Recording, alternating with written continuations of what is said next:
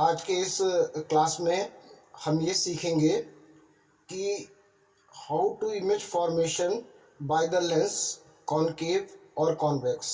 अवतल उत्तल लेंस से हमको अगर इमेज फॉर्मेशन प्रतिबिंब प्राप्त करना है तो किस किस तरीके को, ट्रिक्स को या टूल्स को हम यूज़ करेंगे।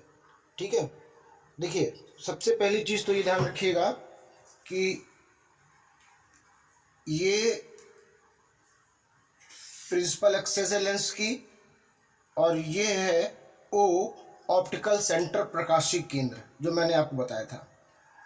अब देखिए इसमें पहली चीज़ हम क्या रखेंगे, ये प्रिंसिपल एक्सेस के पैरेलल जो भी रेज आ रही हैं वो आफ्टर रिफ्रैक्शन अपवर्तन के पश्चात फोकस पर जाकर मिलती हैं। कहाँ मिलती हैं? फोकस पे। तो पहला हम लोग क्या करेंगे, जो भी पैरेलल लाएंगे उसको फोकस पर मिलाएंगे। Is it clear? और मैंने बताया था कि जो आपका कॉन्वेक्स लेंस है इसका नेचर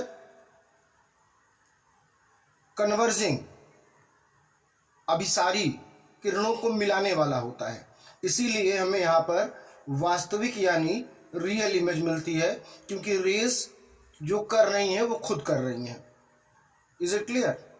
इसमें दूसरा पॉइंट ये हम लोग ध्यान रखेंगे कि सिमिलरली अगर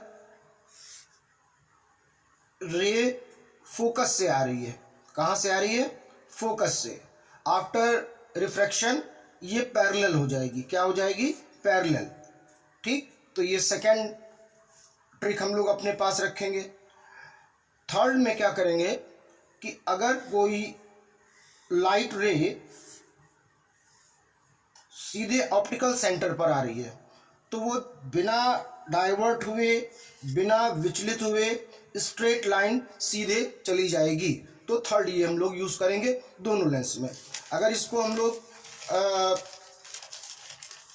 कॉनकेव पे समझना चाहें तो देख लीजिए, ये आपका कॉनकेव है, प्रिंसिपल एक्स, ऑप्टिकल सेंटर।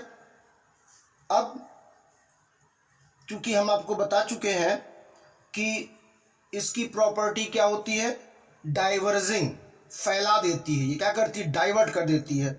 अब मान लीजिए ये रेस पैरेलल आई तो ये रेस को क्या करेगा? डाइवर्ट कर देगा। अब डाइवर्ट करने पर क्या हुआ, इस साइड तो रेज मिलनी ही नहीं है अपने आप खुद देख लीजिए, क्योंकि डाइवर्ट हो गई हैं, फैल गई हैं। तो इमेजिनरी आप इसको बैकवर्ड, पीछे की ओर बढ़ाएंगे और जिस पॉइंट्स पे ये मिलेंगी वो इसका फोकस होगा। Is it clear? इसीलिए कॉनकेव में हमें वर्चुअल एपेरेंट यानी कि आभासी इमेज मिलती है। ठीक, इसी तरीके से इसका जो ऑप्टिकल सेंटर होगा उस पे जो रेज आएगी वो बिना डाइवर्ट हुए, बिना विचलित हुए बिल्कुल डायरेक्ट सीधे चली जाएगी।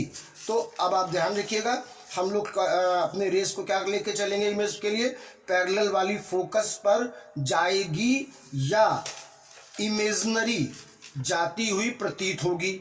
Is it clear? जा तो जाएगी और वो नहीं जा रही है इस लेंस में तो आपको फोकस पर डॉट डॉट करके ले जाना है, that is imaginary, virtual, apparent यानी आभासी। इसी तरीके से दोनों में सिंपल सी बात है कि जो भी ऑप्टिकल सेंटर पे आएगा वो बिना डाइवर्ट हुए स्ट्रेट लाइन में सीधे जैसा था वैसा चला जाएगा। तो ये टूल्स हम इमेज फॉर्मेशन में यूज़ करेंगे। अब यहाँ पर बात आती है लेंस को। देखिए आप, ये अगर हमने एक लेंस बनाया है तो ये लेंस क्या होगा, अगर आप गौर करें तो दो स्पेयर से काट कर ही तो इसको बनाया गया होगा। आप ये वाला लेंस लीजिए, ये क्या है, ये दो स्पेयर से काट कर ही तो बनाया गया होगा। इसलिए यहाँ पर क्या होता है कि हमारे पास दो फोकस हो जाते हैं, F1 और F2। ठीक, अब कौन सा F1 है कौन सा F2 है मैंने आपको नोट्स में भेजा है।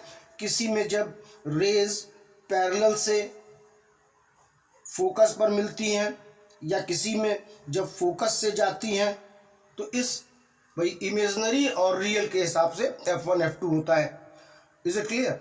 अब आप देखिए, इसकी फोकल लेंथ मैंने आपको प्लस बताई थी, इसकी माइनस बताई थी, ठीक है। अब इसमें क्या होता है, जब हम रे डायग्राम बनाते हैं तो मान लीजिए ये एफ है, तो आपको याद होगा मिरर में हम सी लेते थे, एफ का डबल क्या होता था, सी, वक्रता केंद्र, सेंटर ऑफ कर्वेचर। पर यहाँ पर हम एफ का डबल एफ 2f से दिखाएंगे। एफ का डबल एफ किससे दिखाएंगे, 2f से। तो बच्चों ये वाली बातें जो हैं वो ज़रूरी है जानने के लिए, समझने के लिए कि हम इमेज फॉर्मेशन कैसे करें। अब जैसे रेडियस की बात आती है, अगर मान लीजिए ये वाला साइड है ये, तो इसका जो रेडियस होगा, त्रिज्या, वक्रता त्रिज्या, वो इस साइड है और इस साइड का डिस्टेंस हम प्लस में लेते हैं। यानी फर्स्ट सरफेस का यानी कि R1 मान लीजिए, क्योंकि इस साइड ये पहला सरफेस है तो ये R1 मान लिया पॉजिटिव में। अब देखिए ये दूसरे सरफेस से बना है, दूसरे गोलीय तल से बना है, तो इसको हम, इसका रेडियस अगर R2 माने तो R2 इस साइड आ रहा है, माइनस में हो जाएगा। Is it clear? इस तरीके से कॉनकेव में देखिए, अगर ये पहला स्फेरिकल कर्व है, गोलीय तल है, तो ये रेडियस R1 से का होगा, जिसको इस साइड होने के लिए हम माइनस में शो कर रहे हैं। और इस वाले को देखिए, ये सेकंड सरफेस है, दूसरा तल है, तो इसको हम R2 मानेंगे आगे चलकर, तो R2 इस साइड आ रहा है तो हमने इसको प्लस में लिया। तो इस तरीके से हमें अपने इमेज फॉर्मेशन को याद रखना है, ठीक है। क्या क्या हमें ध्यान रखना है, हमें फिर से बता रहा हूँ क्या ध्यान रखना है बच्चों। पहले हम कॉन्वेक्स लेंस लेते हैं, ये प्रिंसिपल एक्सेस है, ये है ऑप्टिकल सेंटर O, आप बीच में रखिएगा, मेरे पास स्केल नहीं है। अब प्रिंसिपल एक्सेस से जो पैरेलल रेज आएंगी वो आफ्टर रिफ्लेक्शन लेंस से गुजरने के बाद, कॉन्वेक्स उत्तल लेंस से गुजरने के बाद फोकस पर जाएंगी, मिलेंगी, खुद मिल रही हैं इसलिए मामला रियल रहेगा, ठीक। और जो ऑप्टिकल सेंटर से आएगा वो स्ट्रेट जैसे आया है उसको वैसे ही आने देना।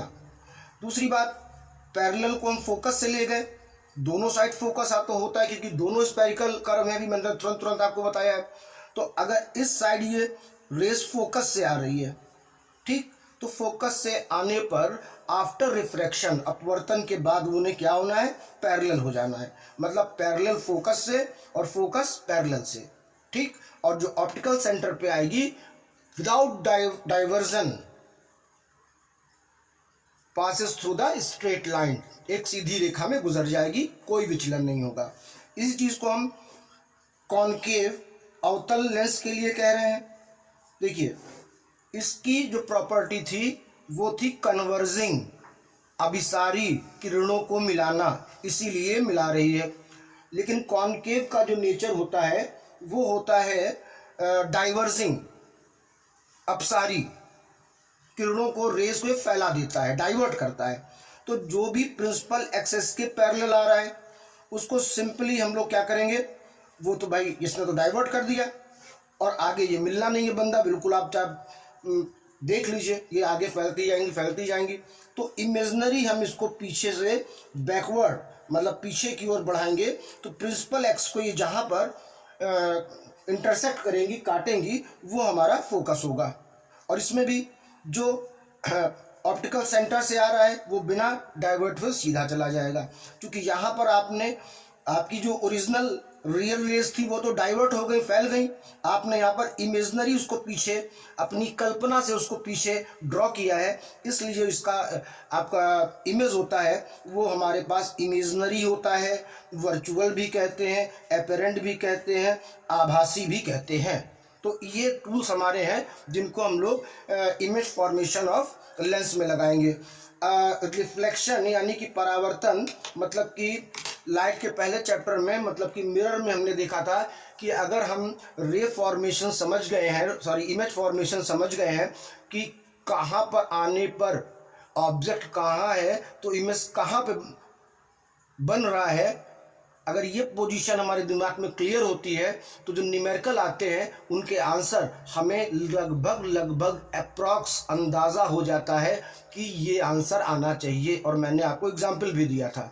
तो यहाँ पर भी हमको रे डायग्राम तो इम्पॉर्टेंट है ही है, साथ साथ दिमाग में फीड कर लेना है कि यहाँ पर रखने पर ऑब्जेक्ट, वहाँ पर इमेज मिला, इमेज रियल होगा तो अपने आप मिलेगा, और अगर वर्चुअल होगा आभासी तो डॉट डॉट करने पर मिलेगा।